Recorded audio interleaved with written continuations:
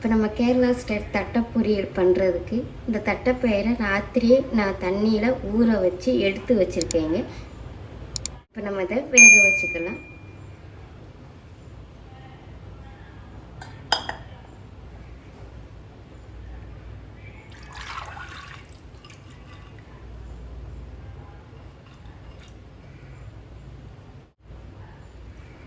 நமக்கு இந்த பயிர் முங்குற அளவுக்கு தண்ணி போதுங்க. இப்போ நம்ம இந்த பயிர் வேக வைக்கும்போது கொஞ்சோண்டு உப்பு சேர்த்துக்கலாங்க. இந்த பயிர் நம்ம வேக வைக்கும்போது அதில் உப்பு பிடிச்சிக்கிறோம். அதுக்கு தான் 1/4 டீஸ்பூன் அளவுக்கு மஞ்சள்.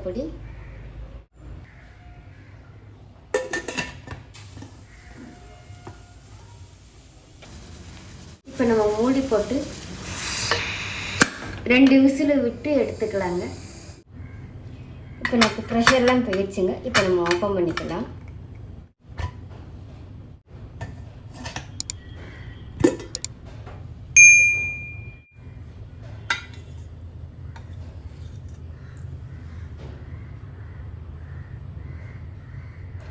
பாருங்களேன், எனக்கு தட்டைப்பயிறு நல்லா வெந்து வந்திருக்குங்க.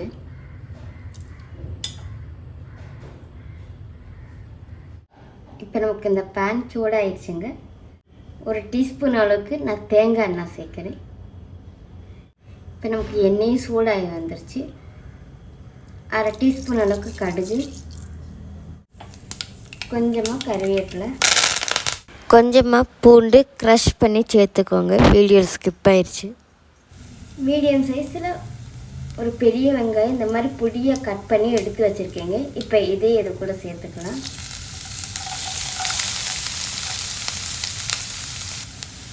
இப்போ நம்ம இதை நல்லா வதக்கி எடுத்துக்கலாம். பாருங்க, நமக்கு இப்போ வெங்காயம் பூண்டு எல்லாமே நல்லா வதங்கி வந்திருக்கு. நமக்கு கலர்லாம் கொஞ்சம் சேஞ்ச் ஆகி வந்திருக்கு. இப்போ இந்த ஸ்டேஜில் 1 டீஸ்பூன் அளவுக்கு சில்லி ஃப்ளேக்ஸ் சேர்த்துக்கலாங்க. சில்லி ஃப்ளேக்ஸ் சேர்த்துட்டு இந்த எண்ணெயில் கொஞ்சம் வதக்கி எடுத்துக்கோங்க. சிம்மில் வச்சு சேர்த்துக்கோங்க. ஹையில் வச்சு சேர்த்திங்கன்னா நம்ம அந்த சில்லி ஃப்ளேக்ஸ் சேர்த்ததுக்கு அதுக்கும் கரிஞ்சி போகிறதுக்கு சான்ஸ் இருக்குது. அதனால தான் சில்லி ஃப்ளேக்ஸ் எல்லாமே நல்லா வதங்கி வந்துடுச்சுங்க. இப்போ நம்ம அந்த வேக வச்சு தட்டைப்பயிரையும் சேர்த்துக்கலாம். கொஞ்சமாக உப்பு சேர்த்துக்கலாங்க. நம்ம தட்டைப்பயிறு வேக வைக்கும்போது நம்ம உப்பு சேர்த்துருந்தோம். இப்போ நம்ம தாளிச்சிருக்கனால வெங்காயம் இதெல்லாம் சேர்த்து தாளிச்சிருக்கிறனால கொஞ்சமாக உப்பு சேர்த்துக்கலாம். உப்பு சேர்த்துட்டு நல்லா மிக்ஸ் பண்ணி கொடுத்துக்கலாம். நான் தட்டைப்பயிறு சேர்க்கும்போது வேக வச்சு தண்ணி ஒன்றுமே நான் சேர்க்கலைங்க. வெறும் அந்த பயிறு மட்டும்தான் நான் சேர்த்துருக்கேன்.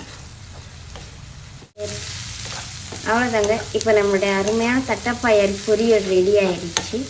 இப்போ நம்ம அடுப்பை அமுத்திக்கலாம். அடுப்பை அமுத்துறதுக்கு முன்னாடி கொஞ்சமாக தேங்காய் திருவி சேர்த்துக்கோங்க.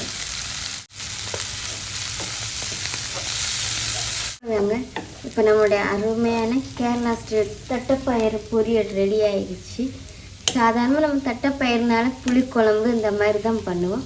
கொஞ்சம் டிஃப்ரெண்ட்டாக நம்ம இன்றைக்கி தட்டைப்பயிறு பொரியல் ரெசிபி தாங்க பார்த்துருக்கோம். ரசம் சாம்பார் இந்த மாதிரி வைக்கும்போது அதுக்கு சூப்பரான ஒரு சைடிஷ் ரெசிபி தாங்க இன்றைக்கி நம்ம வீடியோவில் பார்த்துருக்கோம். இந்த ரெசிபி உங்களுக்கு பிடிச்சிருக்கும்னு நினைக்கிறேன். பிடிச்சிருந்துச்சுன்னா மறக்காமல் ட்ரை பண்ணுங்கள். ட்ரை பண்ணி பார்த்துட்டு எப்படி இருந்துச்சுன்னு கமெண்ட் பண்ணுங்கள். அப்படியே ப்ளூபெரிஸ் கிச்சனை சப்ஸ்கிரைபும் பண்ணிக்கோங்க. தேங்க்யூ.